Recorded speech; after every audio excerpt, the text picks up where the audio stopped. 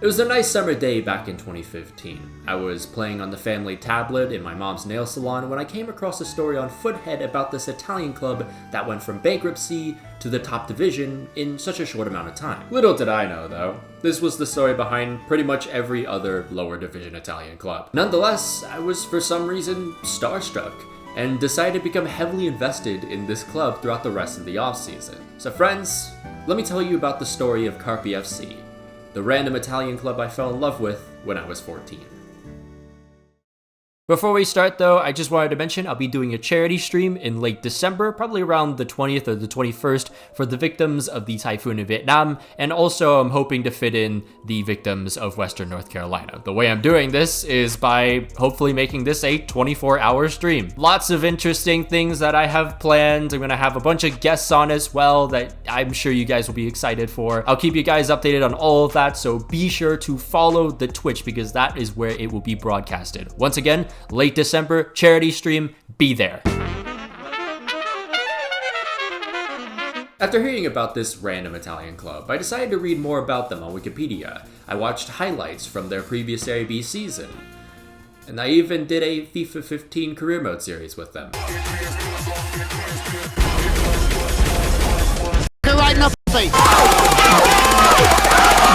Honest to God though, I swear, some of the players on that FIFA 15 squad had to be fake. I mean, who the hell is Comcast? But this series is where I get more familiar with this team. Players like Antonio Di Gaudio and Jerry Mbakogu stood out to me immediately as I had so much fun using these pace demons in the save. These two had also played a massive part in Carpi's promotion to Serie A, with Di Gaudio scoring 8 and Mbakogu bagging 15. Towards the end of my FIFA series though, the obsession started to get really out of hand, especially when I was getting more excited about the FIFA 16 ratings of the Carpi players more than Arsenal.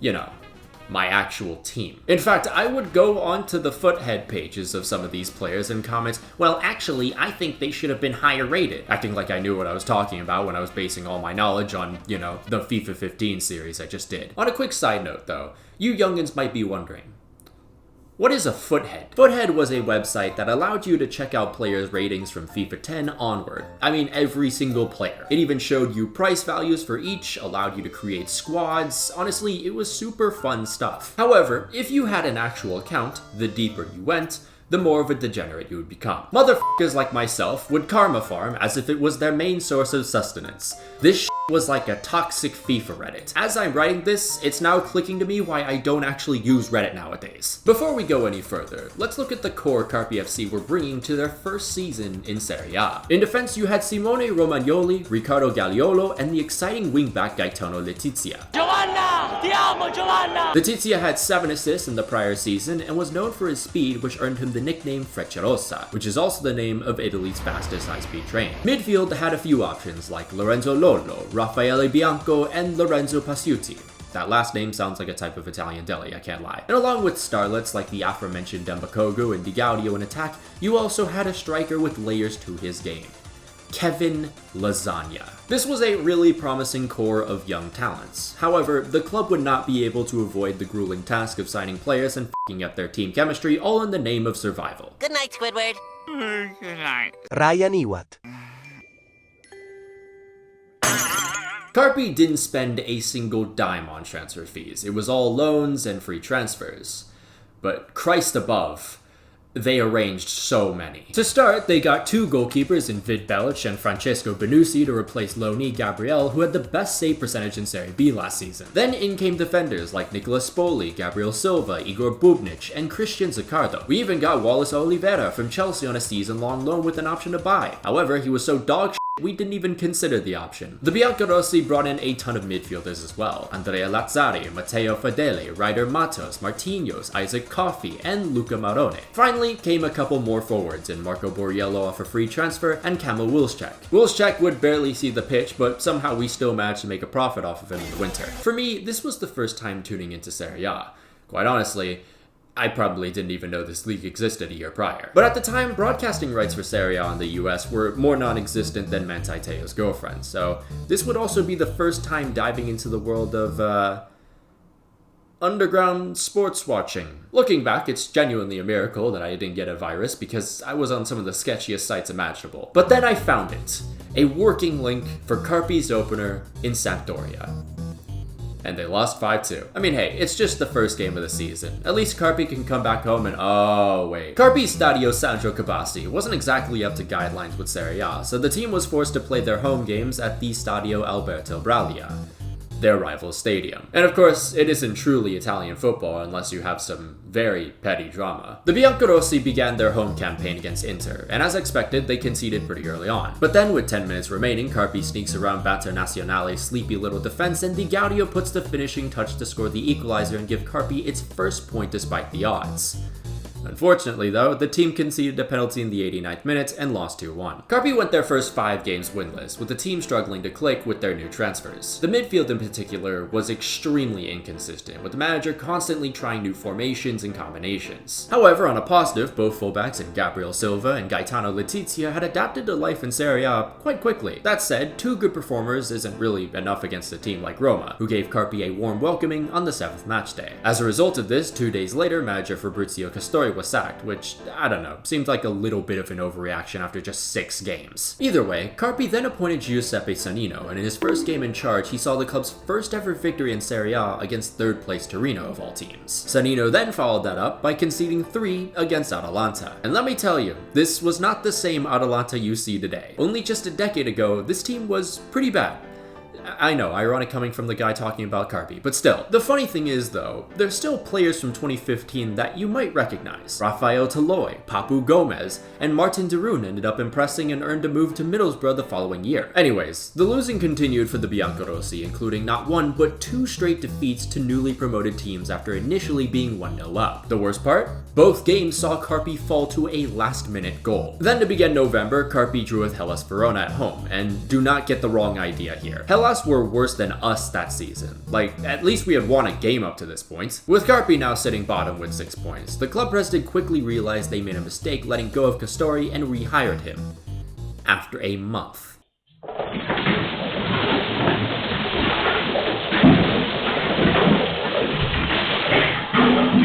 The first couple of games resulted in back-to-back losses. However, Jerry Mbakogu was now back from a long-term injury, and behind the scenes, Castori was starting to figure out his best backline. He partnered Gagliolo and Romagnoli together in the center while deploying Zaccardo and Letizia out wide. This back 4 was then used in Carpi's next game for Genoa, and the Biancorossi came back from 1-0 down to earn their first away win. The game also saw Fabrizio Castori figuring out even more things going forward. Lorenzo Pasciuti was introduced to the starting 11 and immediately showed an attacking bite the team was missing. And finally, there seemed to be some kind of stability in the midfield as well, with Lorenzo Lollo and Isaac Coffey standing out. All this was carried into Carpi's next game versus Milan, and it paid off big time with incredible displays by both the midfield and defense in a 0-0 draw. However, to end off the first half of the season, Carpi lost 3-0 to Empoli, and then fell to Juve at home after having the lead for a solid 3 minutes. Now halfway through the season, Carpi found themselves 19th, 6 points from safety. However, the team could be confident going forward now that the starting 11 was actually figured out. Carpi's January window was honestly just as eventful as their summer one. A lot of players left after just a few months: Luca Marone, Andrea Lazzari, Nicolas Spoli, and Gabriel Silva. There was also Ryder Matos, and the biggest loss of them all, Marco Borriello, who had 4 goals and 4 assists. Quickly, Carpi needed to find solutions.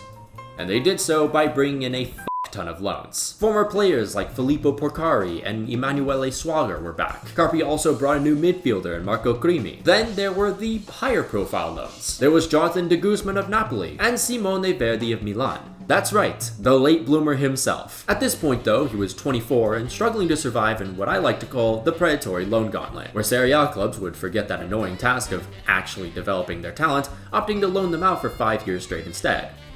Them kids. Throughout the entirety of January, Carpi went on a 5-game unbeaten run, which included 2 wins and Kevin Lasagna stealing a point away from the San Siro. Oh, they also played Lazio during this stretch, who at the time played a midfielder that was named,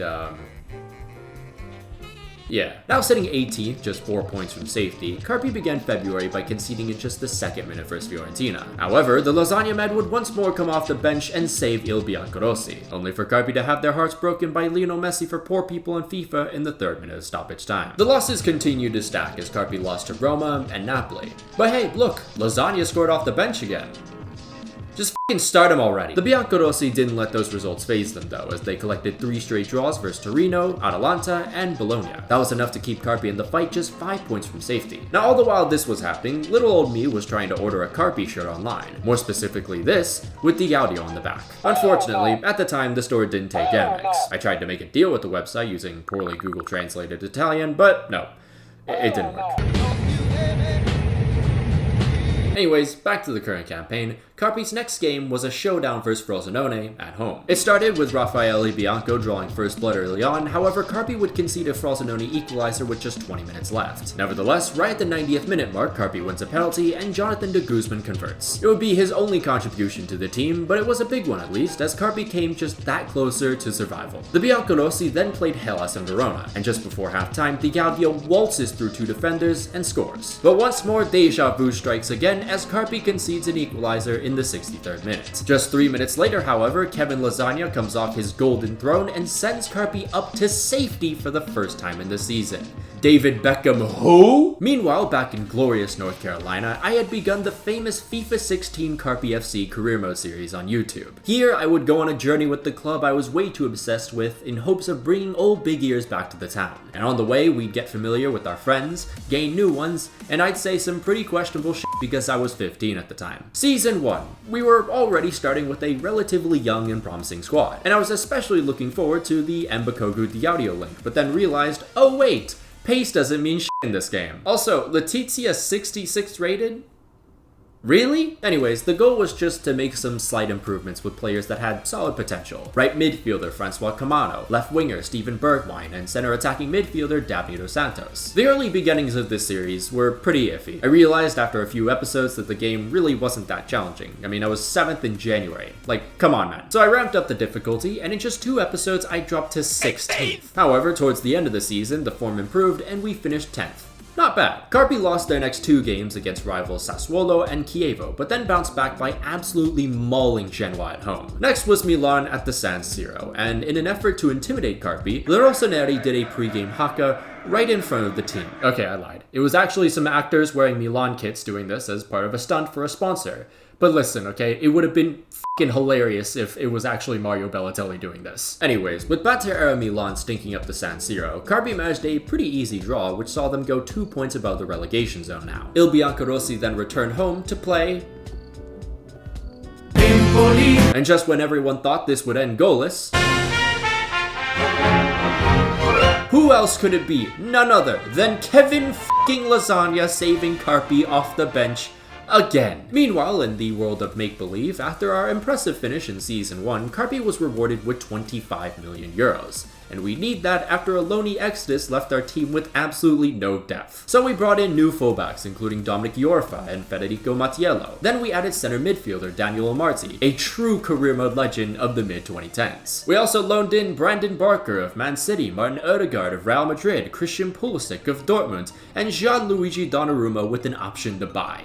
Realism is off the charts here, I am fully aware. Anyways, after taking down a couple giants and Mbakogu coming to life, Carpi were 3rd by the break. We then got a new center back in January, and ironically enough, the form got worse. Carpi struggled throughout the second half of the season, falling down to 7th at one point, but then after overcoming the odds and beating Inter and drawing with both Milan and Juve in May, Carpi managed to bounce back to 4th and qualify for the Europa League. Carpi's 4th victory in their previous 7 games had them now a whole 3 points above the relegation zone. More importantly, destiny was in their control with just 3 games remaining. But not so fast. Carpi lose to Juventus the following week, and with Palermo claiming victory versus Sampdoria, the 3-point gap was gone, reduced to atoms. Just like that. No worries though, Carpi still had the advantage on goal difference, and against Lazio they were off to a magical start winning a penalty. Unfortunately, Mbakogu f***s up the attempt. Lazio then scored 2 successive goals in just 10 minutes, that's a bit unfortunate. But here's a chance to get back into the game as Mbakogu has another penalty attempt. Does this really need to happen with every team I f***ing support? Carpi went on to lose 3-1, and the misery only continued with the knowledge that Palermo had drawn with Fiorentina. So going into the final match day, Carpi were in the relegation zone 1 point below Palermo. Chances were slim, but the team wasn't completely doomed. We were playing 16th place Udinese away, a very winnable game, and Palermo were up against last place Hellas Verona at home. Are you kidding me? 29 minutes in, Franco Vasquez slips it into the bottom corner for Palermo, and as it stands, Carpi will be relegated. But the Biancorossi won't go down without a fight. Kevin Lasagna wins a penalty. Yes, that's right, he actually started a game for once, and Simone Verdi converts. 2 minutes later, it's Verdi again. He's feeling hot as he drives into the box, a little shimmy here, a little shimmy there, and bang! 2-0 to the Biancorossi. You guys like that impression? ESPN, call me. Unfortunately though, as it stands, Carpi would still be relegated due to Palermo's lead versus Verona. But then in the second half, a miracle presents itself as Hellas Verona's Federico Viviani. And now, as it stands, Carpi are safe. But I suppose you've forgotten. This is last place Hellas Verona we're talking about here. And man, I really cannot stress to you the feeling of hopelessness and depending on the fucking basement dwellers of this league. It's one thing watching your own team fail to change the outcome of events, but imagine instead you're living in a nightmare where all you can do is watch your loved ones be thrown off a cliff hoping that the illusion will eventually end. But it never does! This is Carpi FC though. Carpe diem, right? Seize the day. Except we fucking can't, because all our hopes and dreams lie on the shoulders of Hellas Verona. Hell is literally in their fucking name, and just by the simple act of kicking a ball around, they were making me live through it. And that was that. Carpi DM'd. The day had seized us, and as a result, Il Biancorossi had officially relegated. This was the first time experiencing what it felt like to see my team go down. And I'll never forget that sting when that realization hit. I couldn't even fully describe it if I tried. There was just something different about this pain. I couldn't just think, oh, we go again next year. Instead, all I could imagine was the mountain Carpi would have to climb to return to Serie A, the whole year that it would take, and what if it took longer? Would the players stay, and would Carpi ever return? And it really felt like the end of an era already, especially since it was already so hard to find where to watch this team while they were in Serie A. I mean, even nowadays, I don't know where the hell you can find Serie B streams. As a fan of a Big Six Premier League club, I'd never truly understood what it meant to support a relegation candidate. Those trickling thoughts of uncertainty, that creeping dread, it gave me a glimpse into a reality that a lot of football fans face. The following year saw Carpi make it to the promotion playoffs as a 5th seed. They upsetted Cittadella in the preliminary round, took down first-seeded Frosinone in the second leg through an iconic free kick from Gaetano Letizia, but then Il Biancorossi lost 1-0 to Benevento in the final. This would be as close as Carpi FC would ever get to promotion again, and just 2 years later, they finished bottom of Serie B and relegated to the 3rd division. Then in July 2021, Carpi FC was excluded from Serie C due to unpaid taxes, and soon after, the club was disbanded altogether. However, in that same month, a new club called Carpi Athletic was formed to play in the 21-22 Serie D season. And then in 2022, the new club was renamed AC Carpi and acquired the naming and historical rights of Carpi FC 1909. AC Carpi also followed me on Instagram, probably because of that one video I made back in 2022. And already after just 2 years, the club is back in Serie C, so maybe one day Il Biancorossi will be back. Probably not though. But I think we're forgetting about something though. Oh yeah, the YouTube series. Into season 3, and we have European football. Totally normal club trajectory. But because of our achievements, we were given a nice sum of cash to splash on some quality players. So in came Infinite Sauce Generator, Yannick Bolasie. Then we got high potential studs in Reichardly Bazoer and Jonathan Tah. Fun fact, I also got Tah in the FIFA 15 series. The 4th Reichardly Bazoer. If you get the joke, then you're amazing. And if you're offended, I don't really give a fuck. Oh my god, shut the f*** up!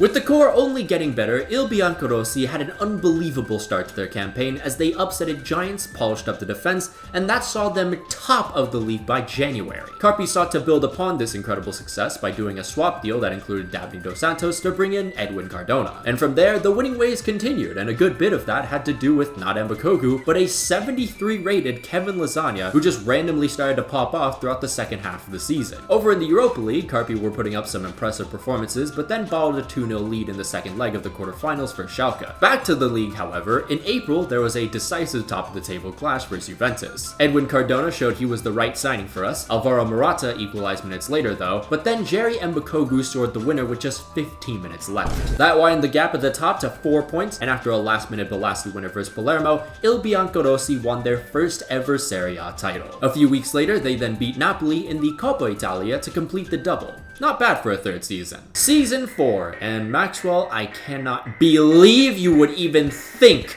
about selling Jerry. How fucking dare you! Having won the title and earned a spot in the Champions League, we once again had a nice budget for the summer window. And we used most of it to buy Paulo Dybala, who I had already signed in the Leverkusen series before this, and then would purchase again in my Venezia career mode. Safe to say, I love this guy with all my heart. We then continued Operation Steal from Juve and bought Daniele Rugani as an upgrade in the back. Also, correct me if I'm wrong, but I'm pretty sure Daniele Rugani was like the first footballer in the top 5 leagues to be announced as COVID positive. Camano then left for 45 million to Bologna, and in his place immediately came Domenico Berardi. Yeah, at this point I wasn't even trying to scout out players. I don't really know why, but for some reason Sampdoria was top of the table after 6 games. But anyways, we made an early trip to Munich for the Champions League and stunned the Bavarians early on. No! Yes! Yes! Oh my god, I'm so lucky! No! Oh, please! No! What the f? Honestly, Season 4 didn't have the best start, especially in the Champions League, where we somehow advanced with a win and 5 draws. Over in the league, it was a different story though. We were kings of Italy going into a top-of-the-table clash against Juve in December. 20 minutes in, Carpi scored early on through a ridiculous strike from some random loan signing I made. However, right before the end of the half, we give away a penalty and concede the equalizer. Then, with just a minute remaining, Juventus find the winner and Carpi are kicked off the top. In response, we decided to bolster up our defense in January and bought in Matteo Darmian to improve the right back position, so hopefully we wouldn't concede that again. We also acquired the Mexican murderer Chucky Lozano after failing to poach him a year before. And then finally, we added Stefano Sturaro from Juventus. Our Champions League knockouts campaign ended pretty quickly, with Valencia beating us 3-2 on aggregate. But hey, there's still Serie A, and by March, once more, we were narrowly ahead of Juventus going into another top-of-the-table clash. And this game was an exciting back-and-forth classic in the second half, with Carpi up 2-1. But then in the 76th minute, Juve decided to make some phone calls again to stay just behind Il Biancorossi in the table. Carpi then shit the bed against Inter, conceding 3 goals in the first 26 minutes, which opened the door for Juve to jump into first, and it would stay that way until the end, all because of this goal conceded at home in the 89th minute. But hey, at least we won another Coppa Italia. Season 5. I gave 0 shits and just got the financial takeover. F you, Juve. And in came world beaters, Mattia De Sciglio, Lorenzo Insigne, Kostas Manolas, and Marco Verratti for a club record 85 million. You, Juve. Oh, you, Juve. Halfway through the season, Carpi found themselves at the top once again, just 1 point above Margaret Thatcher. Get it? Evil old lady. Also, Palermo and Atalanta in 3rd and 4th. Interesting. After Carpi dropped some points throughout the next 3 months, Juventus now held a 2-point lead going into a top-of-the-table showdown in April. Domenico Berardi draws first blood, Carpi are back in first place. However, after some absolute bullshit, Juve equalize and Carpi drop back down. But then in the 71st minute, Chucky Lozano cuts inside and squeezes it past the keeper to create the defining moment of the season, as Carpi would win this game and win their 2nd league title in 3 years. You, Juve. Carpi then played against Juventus again, this time in the Coppa Italia final, and after a late Bazoer goal, the Biancorossi would bring a 3rd consecutive domestic cup home. You, Juve. Meanwhile, in the Champions League, Paulo Dybala's late strike for Schalke would send Carpi to first in their group on the final day. In the knockouts, we just edged past Wolfsburg thanks to Gianluigi Donnarumma's heroics. Then we had another German opponent in the following round, and Carpi advanced narrowly through an away goal from Domenico Berardi in the second half. So all that stood between the final and Carpi now was a tie against Arsenal. This time, the hero was Raihili Bazoer, who slid one past Czech to give Carpi the lead at home. Il Biancorossi then held on for dear life at the Emirates and advanced to their first ever Champions League final. And their opponents? How many f***ing times? This one wasn't even close though. 2 goals in the first 31 minutes, and then late into the game with Juventus waving the white flag, the legendary Jerry Mbakogu bullies a defender to help cap off the ultimate glory. F*** you, Juve. And so, this will probably be the last video essay of 2024, considering I will be in Asia when this is uploaded. Originally, this was just going to be a video about the history of Carpi FC and then my personal experience with that one season that I got to watch them entirely. This whole video idea evolved into something just so much more personal to me, and this is the reason why I love making YouTube videos, because I get to make stuff like this. I also wanted to tell this story because I feel like a lot of us, especially in the US, have stories like this. Whether it's a club that you decide to support because of a video game or just the most random reasons, It's just something so intriguing about that. I know a lot of people look down upon that, English people, but to me, there's something just so special about those kinds of connections when it's not something so simple as family ties or location. So if you have a story like this and you want to tell it down below in the comments, please feel free to do so, and I will most definitely read them. Also, if you're interested, for some reason, the entire playlist for the FIFA 16 Carpi FC Career Mode series will be in the description. Just be wary. I was 15 when I made those videos. But of course though, a massive shout out to all our members, including Janos Balas, Chupas, Brazilian Fury, Respect to Jeff, Oathman JN, Habakkuk, Jeremiah Owusu Ajimang, Django, Sexy Asian Diddler, Anazir Makalankam, Alex Rod, Ota, Miguel Munoz, Return Fire, Rory Burns, Slider Kit, Sniffer, Stockwoka-fan, The Cypriot 35, Not Windows 95 Man, Kentra Agatra, Big Boars the Baby Eater II, Kerbo, Unkwell, St. Terrence, Sylvia Citrus, Ryan Chance, Wise Orange, Rashford Enthusiast, Cocosaurus Rex, LeJames Braun, Samu, Just MRC, Cheesebait, Cooper Rory, The Somali Pirate, Claymore Roomba, Windor Gel, M4 Does Stuff, Finn Likes Rugby More, Davox, The Portergeyser, TBSK25, Polar Protos, Von Fan, Lucian Von Croix, Ethan Bennett Loves Kavicha, Gazegos Brescia Kivix, Vano Tango Fei, Adrian, A Ghostly Owl, Coney Wolves, Mud Tanai, Nava, Chris Visconsi, Dominic Griffin, Kyler Krebs, Mohammed Altanib, Niche, Patrick Barley, Rashford God 5, Raspberry Ale, subscribe to Temdatum, and Unbroken Persona. If you'd like to become a member of the channel, there will be a link down below and up in the annotations. You can follow my Twitter if you want, follow my Instagram. Honestly, I recommend following my Instagram because I will be documenting everything that I'm doing in Asia on my Instagram stories and stuff like that. So if you want to live vicariously through me while I'm in Japan, Vietnam, wherever, follow my Instagram. You can also follow my Twitch. I'll probably do some streams when I get back. But until then, I'll see you guys. Segna per me, oh, segna perché, oh. Tutto lo stadio adesso canta con te. Ale, ale, ale, ale. E forse capi adesso canto per te. Alzo la voce finché ho fiato in gola. La mia squadra non sarà mai sola. Ale, ale. E forse capi il mio cuore con te. Alzo le mani, la sciarpa che vola. Forse capi la curva ti ama. Ale, ale. Ale, ale, ale. Forse capi, ale.